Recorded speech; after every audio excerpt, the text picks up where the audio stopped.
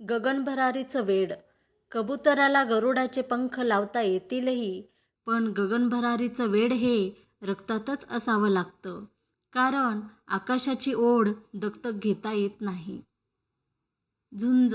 वादळे जेव्हा येतात तेव्हा आपण आपल्या मातीला घट्ट रुजून राहायचं असतं. ती जितक्या वेगाने येतात तितक्याच वेगाने निघूनही जातात. वादळ महत्त्वाचे नसते. प्रश्न असतो की आपण त्यांच्याशी कशी झुंज देतो आणि त्यातून कितपत बऱ्या अवस्थेत बाहेर येतो. कॅलेंडर. भिंतीकडेच पाहत आयुष्य घालवणाऱ्या रिकामटेकड्यांना कॅलेंडरवर कुठलीही चित्र चालतं. व्यक्तिमत्व घडवणाऱ्या माणसाच्या बाबतीत तारखांचे चौकोन जास्त सचित्र असतात. प्रत्येक चौकोनावर वेगळं चित्र, वेगळा विचार, वेगळी प्रगती, वेगळं शिखर. संघर्ष कुठपर्यंत. आकाशात जेव्हा एखादा कृत्रिम उपग्रह सोडतात तेव्हा गुरुत्वाकर्षणाच्या सीमेबाहेर पिटाळून लावेपर्यंत सगळा संघर्ष असतो. त्याने एकदा स्वतः गती घेतली की उरलेला प्रवास आपोआप होतो. असंच माणसाचं आहे. समाजात विशिष्ट उंची गाठेपर्यंत जबर संघर्ष असतो, पण एकदा अपेक्षित उंचीवर पोहोचलात की आयुष्यात अनेक समस्या ती उंचीच सोडवते. पडावं तर असं. आपत्ती पण अशी यावी की इतरांना हेवा वाटावा, व्यक्तीचा कस लागावा. पडायचंच असेल तर ठेस लागून पडू नये. चांगलं 2000 फुटावरून पडावं, म्हणजे माणूस किती उंचावर पोहोचला होता हे तरी जगाला कळेल. प्रेमावर हृदयस्पर्शी मराठी सुविचार. परिपूर्णता. जगातील कुठलीच गोष्ट परिपूर्ण नाही.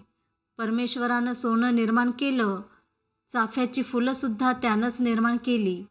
मग त्याला सोन्याला चाफ्याचा वास नसता का देता आला? अपूर्णतेतही काही मजा आहेच की. नको असलेला भाग. दगडात मूर्ती असतेच, त्याचा फक्त नको असलेला भाग काढून टाकायचा असतो आणि मग ह्याच भावनेने निसर्गातील इतर गोष्टीकडे पहा.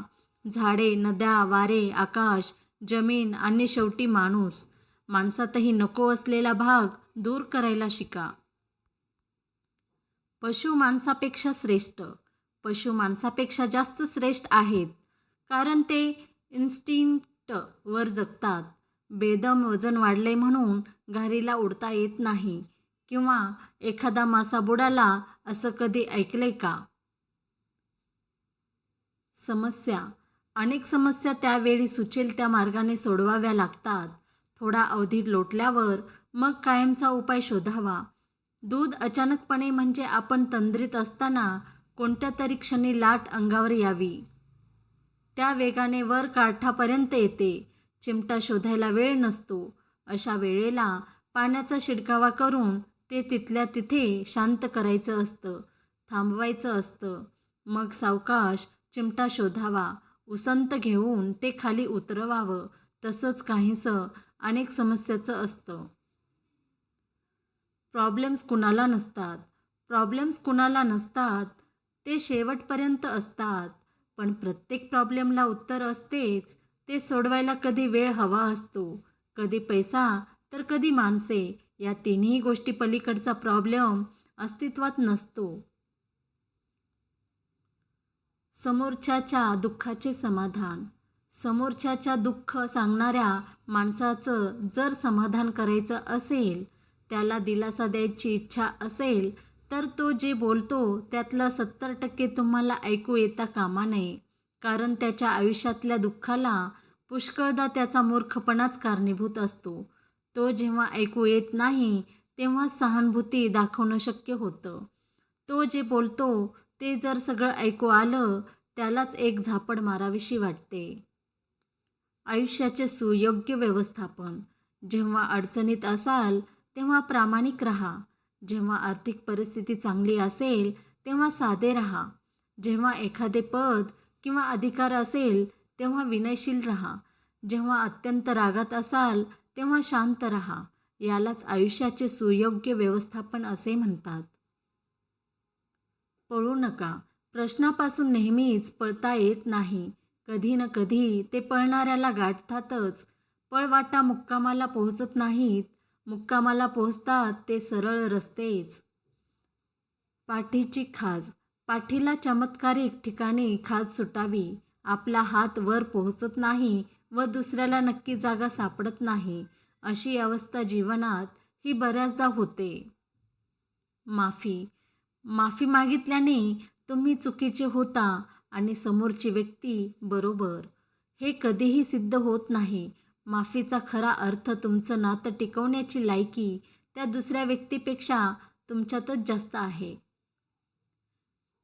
खर्च हिशोब. खर्च झाल्याचं दुःख नसतं, हिशोब लागला नाही की त्रास होतो. गैरसमज. गैरसमज हा कॅन्सरसारखा असतो.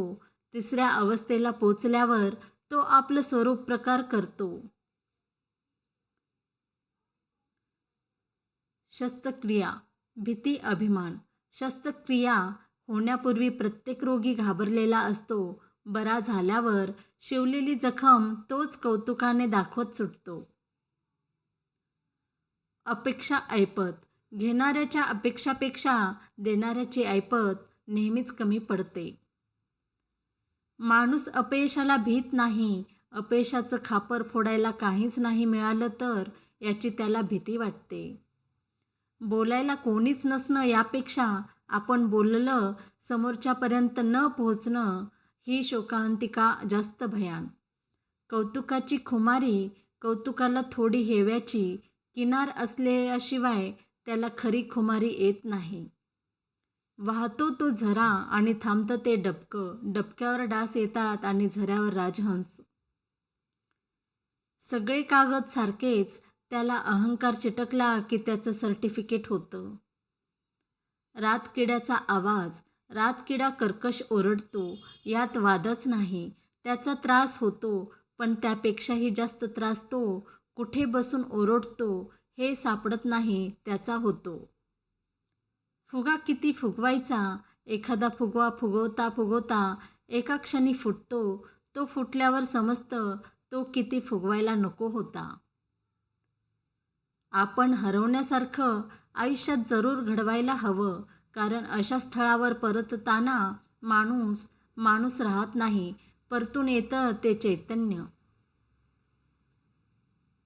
धन्यवाद. तुम्हाला जर ही माहिती आवडली असेल तर व्हिडिओला लाईक करा आणि चॅनलवर नवीन असाल तर चॅनलला सबस्क्राईब करायला विसरू नका.